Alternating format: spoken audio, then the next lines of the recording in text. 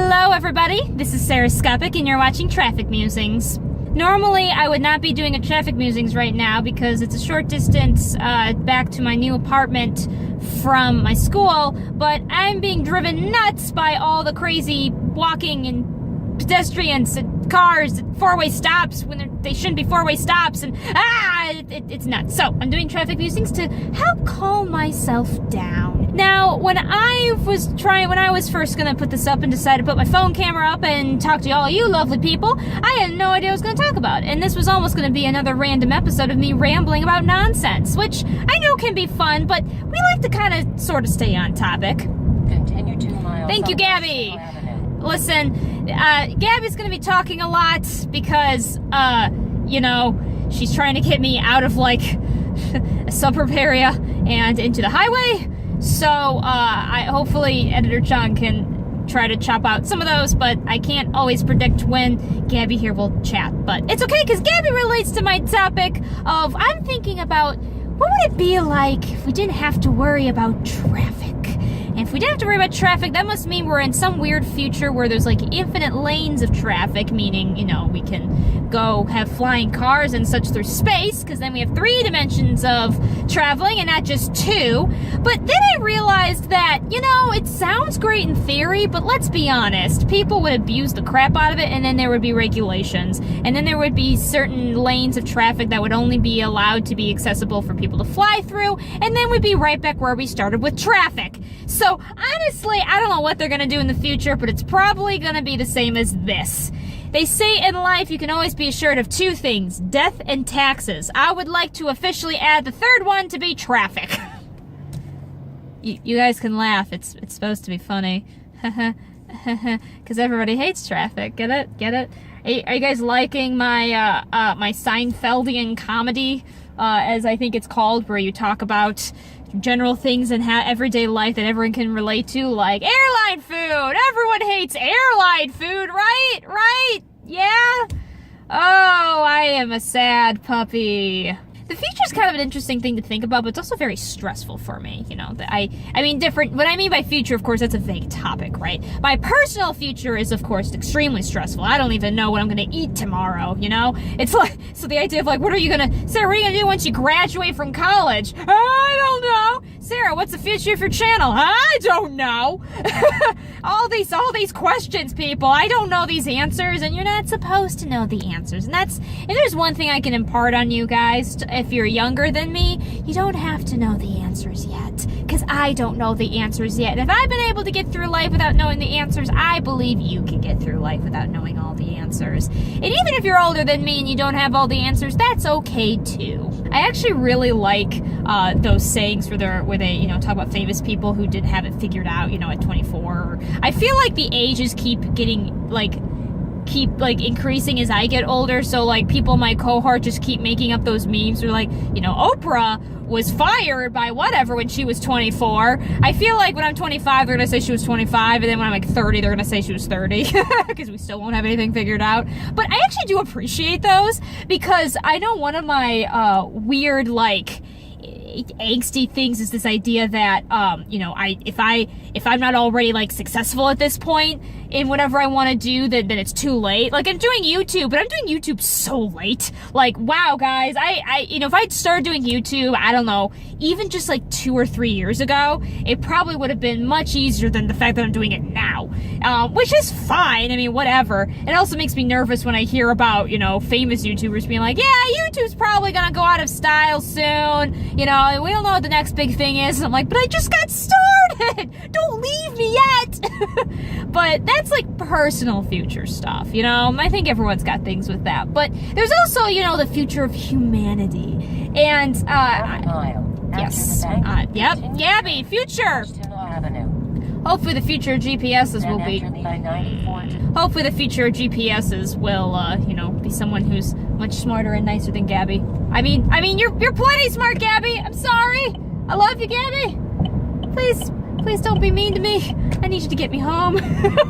My point is that then there's the kind of the future of humanity. And one thing that interests me a lot is 1/8 of a mile. one of the things that always interests me, and when it comes to like future of humanity, is this idea of globalization. Because when you think about it, there's lots of 1/8 of a mile. oh my gosh, this is getting really irritating. So what I've been trying to say, Kim's gonna keep interrupting because we're almost home. But anyway, so we live in a world of globalization, right? But that's not how we started. Humanity always started in, small communities and small groups, and, held on to those identities and in small knit communities. And this idea of globalization is a very, very new concept relative to human history. And it's really interesting because you can see the effects psychologically on those kinds of things. There's names for this, but it's kind of part of the reason why, like, even when you have Facebook and you have this wide variety of so many people that you can see and talk to, that you do tend to like think in a more of a community mindset. It's actually why certain news and things really affect us, because we'll see a news article that talks about, this terrible thing that happened, and because our mindset is still stuck in community, we assume that therefore we overgeneralize of how often it's happening, even if it's an isolated incident. And that's where you get things like people reacting for people reacting. It's kind of a long story, but have you ever seen those articles where like people got offended by this thing, and you look into it and it was literally like two people that made a tweet about it, and the problem is that it results in everyone else getting up in arms like, I can't believe people are reacting over this, everyone's so stupid at 2 PC, blah blah blah. And you look at it and like no one actually really cares, and so we're just overreacting. Anyway, you're falling for traps for people who are writing news articles and making money off advertising, so don't fall for those. Fewer people are mad or pissed off about things than you think they are. Trust me. Anyway, that's a different story. What I'm trying to say is that, so we have this, community mindset a lot, right? And I got into a side rant on something else. But, we're so much more global, we're so much more connected with each other, and people are like, oh, everyone's staring at their cell phones or whatever, but that's part of our connecting with other people. And unfortunately, it's also causing a lot of different things with anxiety and stuff like that, because we are so, like, connected with other people, but we're still in this mindset of community. And so for me, what I think is going to be interesting is I think the next, like, human evolution is going to be this idea of how much we connect with globally with people, how well we are able to think on such a larger scale, just due to how many people are on this earth. And so I don't know what that's going to mean. I don't know what that's going to look like. I can't comprehend it because we're not at that point. My brain cannot comprehend that. But I still find it, thank you. I still just find that really fascinating. How are we going to someday be able to handle this all this input of global information and deal with the idea of how many humans are out there? Yeah, we can consciously realize, like, yeah, there are 7 billion people on this planet, but we can't really functionally in our brains think of it that way, because it's not how we were, it's not what we're raised, basically not what we're raised to do biologically. And so I really am wondering what that's going to look like, and there's different science fiction, and there's different science fiction writers who've talked about this, of course, and I have no idea what that will look like, but I think they talk about it, but they talk about like everyone being the same. It seems to be the main thing that science fiction writers, but I don't think that's what's going to happen. I don't think people are going to be the same, because you don't see that in communities. People, adopt identities, but even then it's not nearly the level in a global... But even then, I don't think that's what it's going to look like. I really don't think that we're going to end up where we all like just look the same or act the same or whatever, because that's still back into community thinking, community thought. I'm going to kill you. Sorry. I know I should just turn her off, but I will. Oh, that's Gates Avenue. Oh my gosh. Sorry. I just missed. Are you kidding me? Ah! You're driving me nuts! I lowered her volume, so I'm just going to keep looking at her to make sure I'm following the right directions.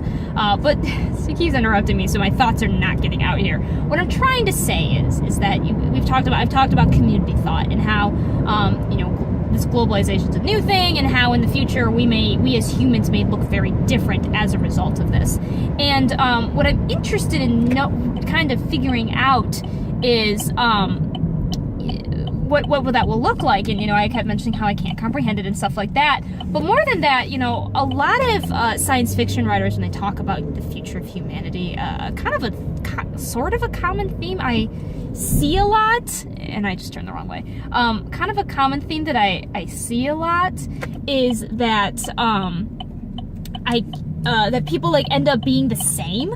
Like people end up, being the whole one race thing or whatever. And of course there is this idea that, as we intermingle and stuff like that, race is of course kind of a ridiculous term, but I'm not going to get into that. You guys can do research on your own on that. The idea of race doesn't actually really make sense of how we understand it. But, as we blend, ethnicities and stuff like that, we will start to, things will kind of even out potentially. But they also talk about not just look alike, but even, other things that we do will be exactly the same on a global level. But I'm wondering how true that is, because that is still back in this community thought of small knit communities, everyone kind of acts and thinks the same. And I'm wondering though, if globally that's not what's going to look like, if it's actually going to be completely different, what this whole idea of globalization means and how we as humans will react to that. And I don't know the answers. I only have predictions. This also kind of gets into the whole idea, if anyone's heard of transhumanism, which is a very interesting concept that I think is very, very real possibility for the future, but I have no idea what it's gonna look like. But some of the ideas behind it are kind of creepy, but fascinating still too. And what does it actually mean to be human? And is it, and if you change your body, are you still human? If you copy your brain, is that brain still human? People have talked about it, but really, what does that mean? What does that mean for us? And so I don't know the answers. I understand if you guys are probably completely lost by what I was talking about. Poor Gabby is trying to help me get directions, and I just can't.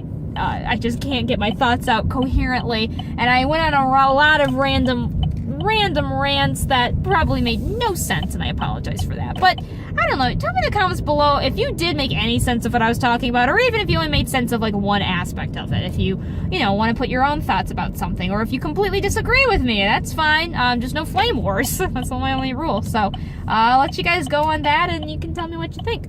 I hope you guys have a wonderful day. I hope something amazing happens to you. Without further ado, I hope to see you all in the next episode. Bye-bye!